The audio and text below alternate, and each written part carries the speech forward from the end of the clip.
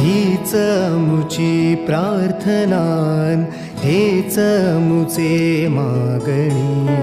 हीच मुची प्रार्थनान, हेच मुचे मागणी. माणसाने माणसाशी माणसासम वागणे.